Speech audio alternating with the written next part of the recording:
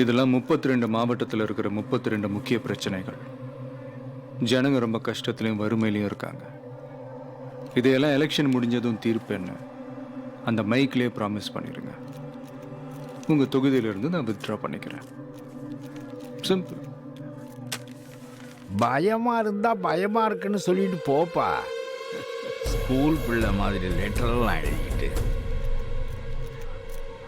தமிழ் படிக்கான். படிச்சது நன்னாய்.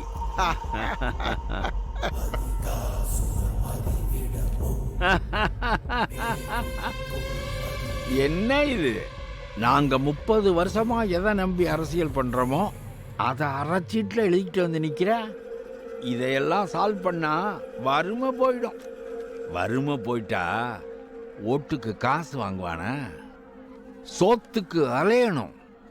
வயிறு பசிச்சு காதுல நோய்ங்கணும். அப்போதான் நாங்க கொடுக்குற 5000 ரூபாய்க்கு நாய் மாதிரி வந்து ஓட்டு போடுவேன். இதெல்லாம் உனக்கு எங்க புரிய போகுது? இந்தா.